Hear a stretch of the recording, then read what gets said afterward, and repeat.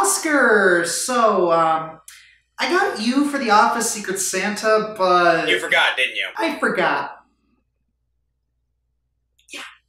So, yeah, no real reason to be subtle here. Is there really anything you want for Christmas? Well, I always wanted to do collabs, so... What the heck, it's Christmas. I'll do it. Yes! I knew getting Kelsey to rig the Secret Santa was a good idea. Wait, what? Nothing!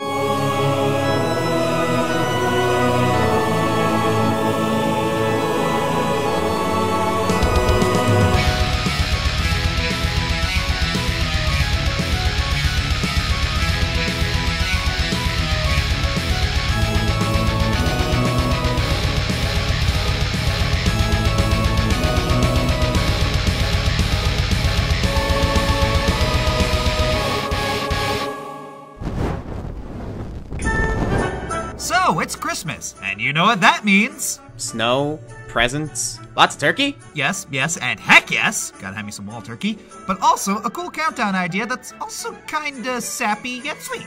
Christmas is a time for joy, charity, and being together with those you love. Christmas as we know it is actually based on a pagan ritual where they brought palm leaves into their homes on the shortest night of the year to symbolize— Dude, it's Christmas. We're doing siblings because family. That's all we really need to talk about. Aw, come on, it's really interesting stuff. Maybe, but I have a turkey dinner to get to. Let's watch the clock. Okay, fine. I was getting hungry anyway.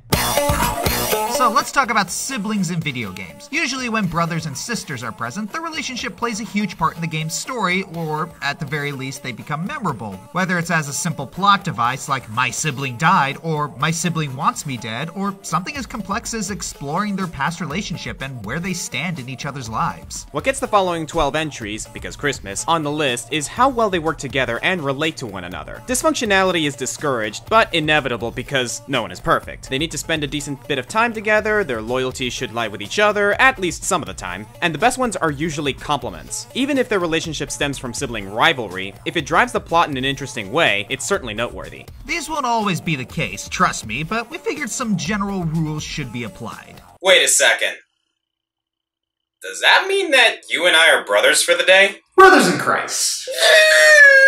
Top 12 video game siblings, everybody.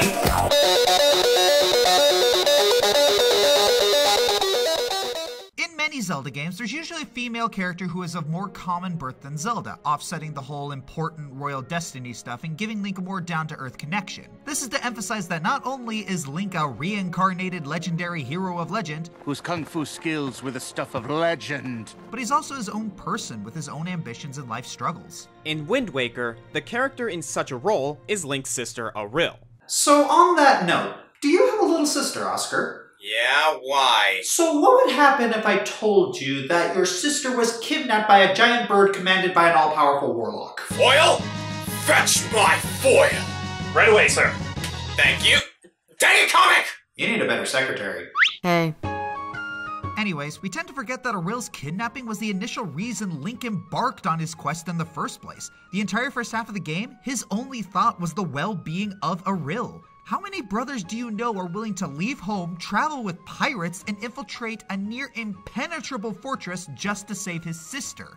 How many have the need to? Either way, this was a stark departure from the Legend of Zelda formula at the time. Pretty much every single game introduced the concept of Link as the world-saving hero of destiny right from the get-go via Deus Ex Machina. This time, Link is given a more personal reason to set out and doesn't discover his life-changing destiny until the second half of the game. While not the most fleshed out of sibling relationships, it's certainly one of the most touching. A young boy who took up the sword and embarked on a world-saving quest all started out because of the love he had for his little sister. They have a sweet sibling relationship even outside of the death-defying adventures too. Auril always knows where to find Link, their lookout post, and she loans him her most favoritist thing ever, her precious telescope. And he is shown to be one of her primary caretakers despite his age. Aw, it's so sweet I think I have a cavity. Then prepare for a root canal. Link is so single-mindedly dead set on saving his sister that when Auril first gets captured, Link leaps directly off a bridge to try and save her. He even allows himself to get catapulted into a cursed fortress of death. For the first half of the game, he's traveling all over the world, attempting death-defying stunts, slaying monsters, all to save Auril. It's safe to say that there is little this boy would not do just to get his sister back. And it only gets sweeter from here. Oh no.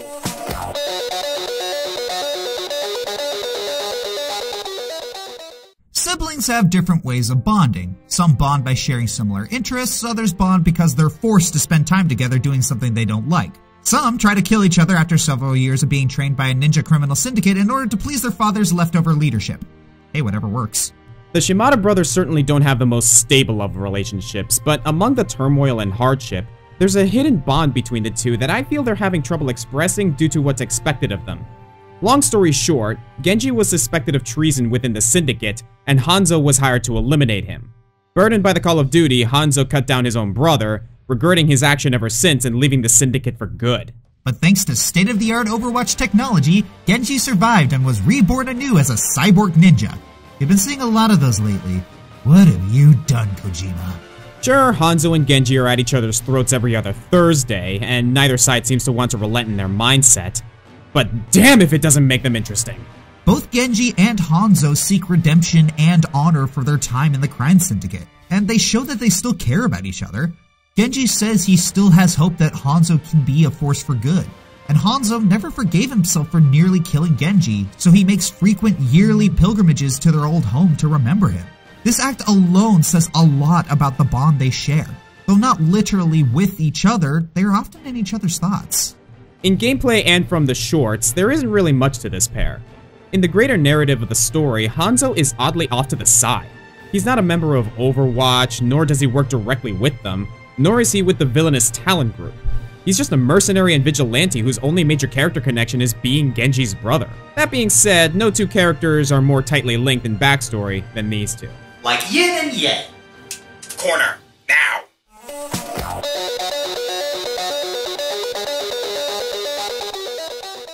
So, going back to the whole killing your brother for honor thing. It's Dante and Virgil, isn't it? Yes. Yeah, we really can't have a sibling countdown without mentioning the Brothers of Sparta. And yet, it comes as a bit of a surprise to me that they're only at number 10. Probably part of the whole killing your brother for honor or whatever thing. Oh yeah. Dante and Virgil are the twin sons of the demon Sparta and the human Eva. Both their parents disappeared at an early age and the boys were separated, and their separation caused each of them to grow in different ways. Virgil grew up hating humanity and embracing his demonic nature, while Dante grew to love humans, thus making a career out of slaying demons for them. They are foils of each other through and through. Dante is loud and bombastic, Virgil is quiet and serious. Dante is scruffy and playful, Virgil is well-kept and uptight. Throughout Devil May Cry 3, the two butt heads a lot, and it's clear that their viewpoints on the world could not be more different. But there's still that faint sliver of respect that they have for each other. Virgil can't understand why Dante shuns his demonic heritage, but he still respects his power and his ability. And Dante sees Virgil as a stick in the mud, but he still manages to understand why he feels the way he does. You can also notice these little details that signify their family relation. As serious as Virgil is, he does manage to show a dry sense of humor. And despite Dante's happy-go-lucky personality, he can get serious as Virgil when the chips are down. Also, this scene. Jackpot. These guys used to have a catchphrase. That is awesome. Even though things don't really work out for Virgil in the end, we can still see the effects of their brotherly bond. Virgil finally comes to respect Dante's decision, and Dante sheds a tear for his lost brother. And later in the timeline, Dante comes to mentor Virgil's illegitimate son, Nero, likely because of their brother- Whoa, whoa, whoa, whoa, whoa, whoa, whoa. That's Virgil's kid. Yeah, that threw me for a loop too. Guessing he gets most of it from his mom.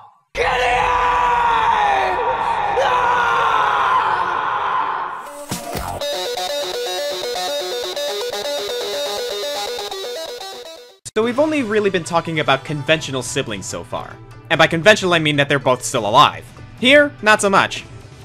What? Meet Xianko and Mei Ling, the siblings of Body and Mind from Darkstalkers. What? Okay, Darkstalkers has some pretty eccentric characters, but I'll explain it as best I can. In fewer than 100 words, please. Xianko and Mei Ling are sisters who had their village attacked by monsters. In order to save it, they utilized a forbidden power that would turn Xianko into a one-woman army at the cost of her life. They saved the village, but the power became infused within Xianko, turning her into a Jiangshi, a sort of Chinese hopping zombie. Her mind would have been lost were it not for Mei Ling, who turned herself into a spirit attack to keep Xianko's mind and power under control. Thus, the dynamic duo of mind and body became one of the Darkstalkers. Wow, that was exactly 100 words. Let it never be said I don't know how to put a lid on it.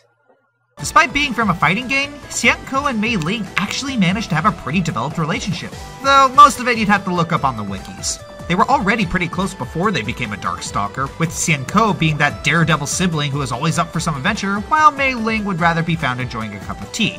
But that difference doesn't stop these two from being a force to be reckoned with. Sure, they bicker from time to time, but they have each other's backs no matter what.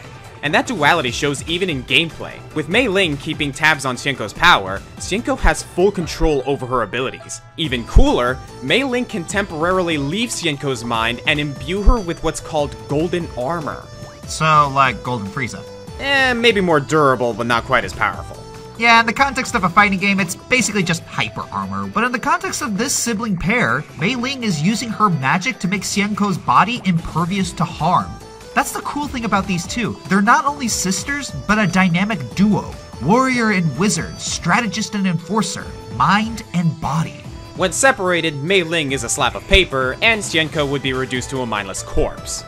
But together, they are among the most powerful creatures in the realm.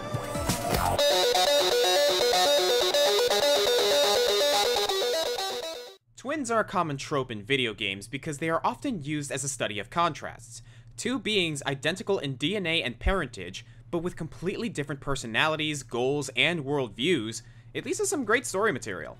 And thus we have the Figaro twins, Edgar and Sabin. Sabine? Sabin? Soybean? How do you pronounce that? I have no idea. Let's just do what the Japanese do and call him Mash. We're not doing that. You're not. These two were born into royalty of a technologically advanced kingdom. However, the area they lived in was pretty dangerous. They live in a desert filled with monstrous bugs, and killing them happens to be a rite of manhood, which they both accomplished together at 14. In most Final Fantasy games, antlions are pushovers, or at the very least, early bosses or mini-bosses. Here, they are ferocious threats, so having the brothers take one down at such a young age is impressive. However, their father died only 3 years later, and his dying wish was for the two boys to rule together. This could have easily turned into a civil war, but the brothers' bond was stronger than that. Sort of. Mash was... Josh! Sabine wasn't keen on ruling, so Edgar decided to give him a chance to live his own life by flipping a coin. If heads, Edgar stayed and ruled the kingdom. If tails, Sabine stayed. Much to his relief, Sabine won the coin toss, leaving the kingdom to train in the mountains. Train. But was rather disenchanted by his brother's little wager, thinking his freedom was merely won by chance. What he doesn't know is that Edgar used a coin with 2 heads on it. Edgar loved his brother so much that he was willing to give Sabin the freedom he wanted, knowing that ruling a kingdom just didn't suit him at all. What's even cooler, the coin Edgar used had the faces of the brothers, which are hard to differentiate at a glance. And then Celeste used said coin to trick Alka-Seltzer into joining them. Edgar is a pretty notorious hustler, apparently. And a womanizer, too. And a pervert, too. Meanwhile, Sabin trained as a martial artist under the hermit Duncan, and the instant Sabin hears that Edgar is in trouble, he uses that training to kick the ever-loving crap out of Figaro's invaders. This really goes to show how much these brothers care about each other. Even after not seeing each other for 10 years, when they're reunited, their relationship rekindled almost instantly. Like nothing happened, despite the different directions that their lives have taken. Edgar's technologically inclined, Sabine punches things. Edgar's more cultured and refined, Sabine punches things. Edgar loves romance, Sabine punches things. However, they work well together. Sabine doesn't consider himself very smart and always defers to Edgar when they need a plan. He'll happily go along with anything. They both are very self-sacrificial, throwing themselves at danger to protect others. They say you can choose your friends, but you can't choose your family. But it's easy to see that these two wouldn't have it any other way. Also, I'm pretty sure it's pronounced Sabin. Shut up.